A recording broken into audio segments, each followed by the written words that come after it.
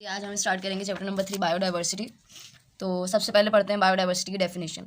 Biodiversity बना है हमारे पास दो वर्ड से, बायो और डाइवर्सिटी। बायो का मतलब है लाइफ और डाइवर्सिटी का मतलब है वेरिएशन, यानी कि लाइफ के अंदर जो है वो हमारे पास डिफरेंट डिफरेंट लाइफ जो मतलब लिविंग एनिमल्स हैं उनके अंदर क्या चेंजेस होते हैं आपस में एक दूसरे से, या फिर एक दूसरे के मतलब इंसान से क्या डिफरेंसेस हैं, ये चीज़ें पढ़ते हैं बायोडाइवर्सिटी में।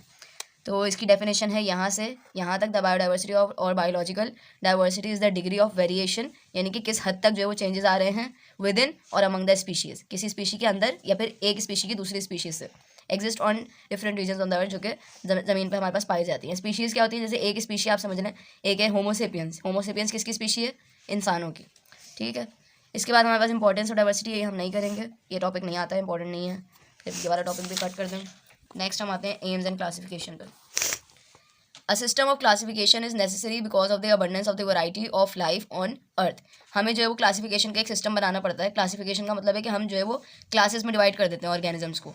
तो उसको बनाना क्यों ज़रूरी है? क्योंकि हमारे पास बहुत ज़्यादा वैरायटी जो है, अबंडेंस ऑफ वैरायटी मौजूद है ज़िंदगी की, यानी कि हमारे पास जो लिविंग ऑर्गेनिजम्स है उसकी वैरायटी बहुत ज़्यादा है। अगर हम क्लासीफाई नहीं करेंगे तो हमें समझ में नहीं आएगा कि कौन सा ऑर्गेनिज्म जो है उसके मतलब क्या फीचर्स हैं या कुछ। There are currently around 1.5 million species. एक 1.5 मिलियन जो है टोटल स्पीशीज़ जो है वो मौजूद हैं। एक स्पीशीज़ में से ह्यूमन की है, तो सोचना आप कितने सारे जानदार मौजूद हैं। ठीक है, there have been described and have been given scientific names. उन सारी स्पीशीज़ को डिस्क्राइब किया गया है इस क्लासिफिकेशन के अंदर, और उन सबको नाम दिए गए हैं अलग अलग। इंसानों को क्या नाम दिया है? होमोसेपियंस। इस तरह से हर स्पीशी को अलग अलग नाम दिया है। In future more can be identified if they are found. Future में जो है वो और भी आइडेंटिफाई कर सकते हैं, मतलब और भी आ सकती हैं स्पीशीज़ नई। To study such a diverse pack of organism exist on earth, biologists classified the organism into groups and subgroups। तो ये जो है हमारे पास जो इतनी डाइवर्स रेंज है ऑर्गेनिज्म की, इसको हमने क्लासीफाई करने के लिए ग्रुप्स बनाए हैं, सब ग्रुप्स बनाए हैं, और ये जो ग्रुपिंग का सिस्टम है इसे क्या कहलाता है? ये कहलाता है बायोलॉजिकल क्लासिफिकेशन। ठीक है, अब हम पढ़ते हैं principles of classification. Some organisms, principles मतलब क्या उसूल है बनाने के ना, मतलब हम क्लासीफाई किस बेसिस पे कर रहे होते हैं। Some organisms share similar fundamental characteristics और फंक्शंस। कुछ जो ऑर्गेनिजम्स होते हैं उनके जो क्या कहते हैं कैरेक्टरिस्टिक्स होते हैं, यानी जो उनकी खसूसियात होती हैं वो एक जैसी होती हैं और उनका काम भी एक जैसा होता है। ठीक है, it is further explain by means of morphology, जिसे हम क्या कहते हैं? मॉर्फोलॉजी, यानी कि external features of an organism, बाहर से किस तरह का दिखता है कोई organism. In which we study the organism on the basis of their homologous and analogous. अब इसमें हम जो है मॉर्फोलॉजी को डिवाइड करते हैं होमोलोगस में और एनालोगस में। अब होमोलोगस क्या है और एनालोगस क्या है, इसके नीचे एग्जांपल्स दी हुई हैं हमारे पास। जैसे कि ये हमारे पास है एनालोगस की एग्जांपल। एनालोगस के अंदर क्या है कि ये जो हमारे पास विंग्स हैं बटरफ्लाई के, इनकी शेप बिल्कुल डिफरेंट है, अलग तरीके से दिखते हैं। ये हैं बैट के विंग्स, यानी कि चमगादड़ के। इसकी जो है ये विंग्स किस तरह के हैं कि आर्म है, उसके यहाँ पे फिंगर्स की तरह से अलग से बना हुआ है। तो ये क्या है? डिफरेंट इन स्ट्रक्चर है, लेकिन इनका क्या फंक्शन क्या है? बिल्कुल सेम है, दोनों का काम है उड़ना। तो ये कहलाता है होमोलोगस स्ट्रक्चर। इस तरह के स्ट्रक्चर्स क्या कहलाते हैं? एनालोगस स्ट्रक्चर्स कहलाते हैं, कि जो दिखने में जो है वो डिफरेंट होते हैं लेकिन उनका काम एक जैसा होता है।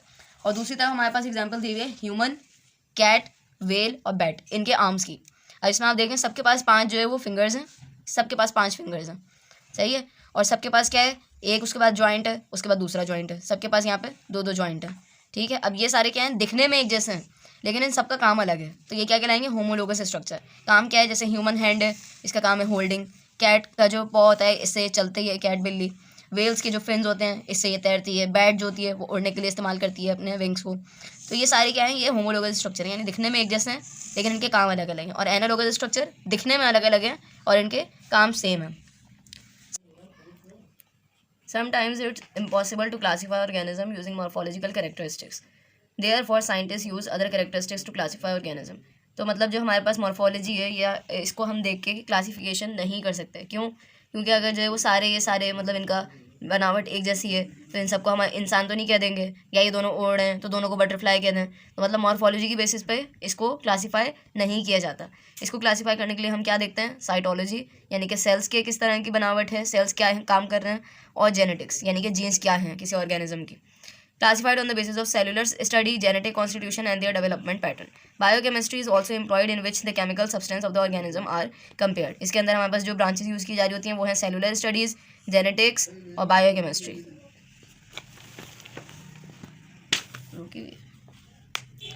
अच्छा, अब हम पढ़ेंगे टेक्सोनोमिक हायरार्की।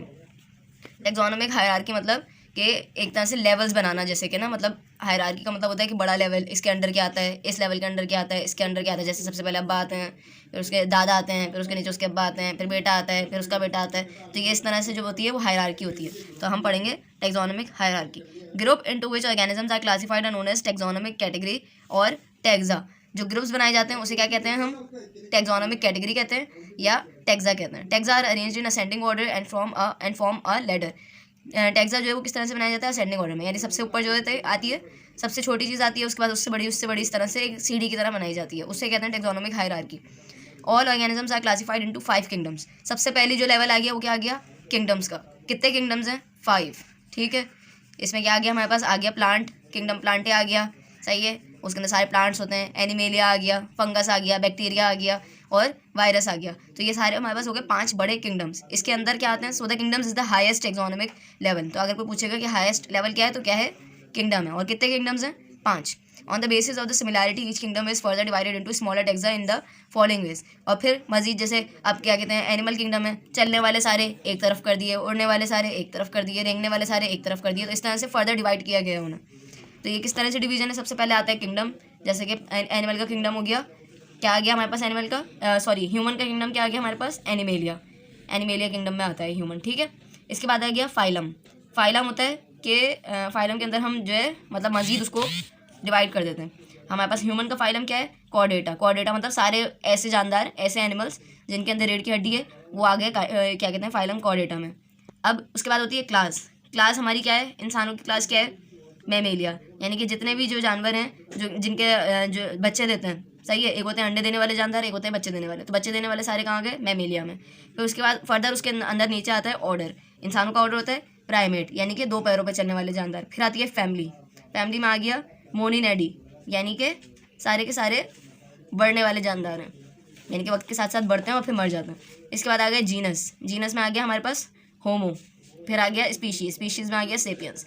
तो जीनस और स्पीशीज दोनों को मिला के क्या बन गया, होमो सेपियंस। ये हमारा है साइंटिफिक नेम। इस तरह से साइंटिफिक नेम्स रखे जाते हैं। अब हम पढ़ेंगे यूनिट्स ऑफ क्लासिफिकेशन। क्लासिफिकेशन में यानी क्या क्या चीज़ें होती हैं। The smallest and basic unit is species. सबसे पहली जो चीज़ आती है वो होती है स्पीशीज। स्पीशीज मैंने आपको बता दिया क्या होती है, ठीक है। Taxonomic studies consider a group of individual organism with the fundamental similarities as a species. जितने भी जो ऑर्गेनिजम्स हैं उनके अंदर जो सिमिलैरिटीज होती हैं उसकी बेसिस पे बनती है species. All the members of the particular species share the similar characteristics. सारे जितने भी मेंबर्स आएंगे एक स्पीशी के अंदर वो उन सबकी एक ही जैसी खसूसियात होंगी। And can naturally interbreed. और सबसे जो डेफिनेशन बेस्ट क्या होती है, इंटरब्रीड, यानी कि वो आपस में ही उनकी नस्लें बढ़ती हैं। यानी एक स्पीशी एक उसी स्पीशी के अंदर, यानी ह्यूमन के साथ ही शादी करेगा, उसकी उसी से नस्ल बढ़ेगी, ठीक है। तो इंटरब्रीड का जो स्पीशीज एक दूसरे के साथ करती हैं, जैसे कोई इंसेक्ट है तो उसके इंसेक्ट ही बच्चे होंगे, कोई कैट है तो उसके बच्चे कैट ही होंगे। तो ये आपस में इंटरब्रीड करती हैं टू प्रोड्यूस फर्टाइल ऑफस्प्रिंग, यानी बच्चों के लिए। Closely related species are group together into genera. अब जितनी भी स्पीशीज एक जैसी होती हैं उन्हें एक जेनरा कह देते हैं, ठीक है। तो पहले ये स्पीशीज की डेफिनेशन क्या आ गई, all the members of a particular species share the similar characteristics and can naturally interbreed to produce a fertile offspring, ठीक है। उसके बाद closely related species are group together into genera. जितनी भी स्पीशीज एक जैसी होंगी वो कहलाएंगी एक जेनरा। जितनी भी सिमिलर जेनराज होंगे वो सब मिलकर क्या कहलाएंगे, फैमिली। जितनी भी एक जैसी फैमिलीज होंगी वो मिलकर क्या कहलाएंगी, क्लास। सारे एक जितने जो क्लास एक जैसे जो क्लासेस होंगे वो मिलकर क्या कहलाएंगे, फाइला या डिवीजन। और जितने भी फाइलाज एक जैसे होंगे वो क्या कहलाएंगे, किंगडम। ये उसी तरह से जैसे हमने चैप्टर 1 में पढ़ा था कि सारे सेल्स हैं एक जैसे तो मिलके क्या बनाते हैं, टिश्यू। सारे टिश्यूज़ मिलके क्या बनाते हैं, ऑर्गन। तो इस तरह से ही है, जितने भी सारे मतलब जैसे कि फाइला हो गए वो सब एक जैसे होंगे तो वो कहलाएंगे किंगडम। अब ये इसके अंदर 2 एग्जाम्पल्स दी हुई हैं, ये आप लोगों को पढ़ लेनी चाहिए कि ह्यूमन है तो उसका किंगडम क्या है, फाइलम क्या है, class, order, family, genus, species और उसका साइंटिफिक नेम। साइंटिफिक नेम मिलके बनता है जीनस और स्पीशी को मिला के होमो सेपियंस। तो साइंटिफिक नेम हो गया होमो सेपियंस। इसी तरह से ये पी का दिया हुआ है तो वो प्लांटी से बिलोंग करता है, पी यानी कि मटर। मटर किस किंगडम से, प्लांटी से। फिर ये मॉग्नोलियो फाइटा। तो इस तरह से आपको ये सब इसकी भी पढ़नी है क्लासिफिकेशन। एम्स ऑफ क्लासिफिकेशन, यानी कि मकसद क्या है क्लासिफिकेशन बनाने का। Biologist classified the organism in order to make them study easily. इसलिए बनाई गई है क्लासिफिकेशन ताकि उसको किसी भी एक चीज़ को आसानी से पढ़ा जा सके। So the science of classification is called taxonomy. और ये क्लासीफाई करने का जो साइंस है यानी सिस्टम जो है इसको कहलाता है टैक्सोनॉमी। ये ब्रांच ऑफ साइंस है, ये पढ़ी है स्टार्टिंग में हमने, ठीक है। The main aim of this branches are, अब इस जो ब्रांच है यानी क्लासिफिकेशन की, इसके मेन एम्स क्या है, मकसद क्या है, to determine similarities and dissimilarities among organism, ताकि हम ये देख सकें कि क्या चीज़ें कॉमन हैं और क्या चीज़ें जो है वो डिफरेंट हैं ऑर्गेनिजम्स के बीच में, so that they can be studied easily, ताकि वो आसानी से पढ़ी जा सके। To find the evolutionary relationship among organism, और एवोल्यूशन देखने के लिए कि मतलब चेंजेस क्या आ रहे हैं वक्त के साथ साथ, जैसे इंसान पुराने ज़माने में बहुत लंबे होते थे और अब उनका कद आहिस्ता आहिस्ता छोटा होता जा रहा है, तो ये एवोल्यूशन है। तो ये पढ़ने के लिए हम जो है वो क्लासिफिकेशन बनाते हैं।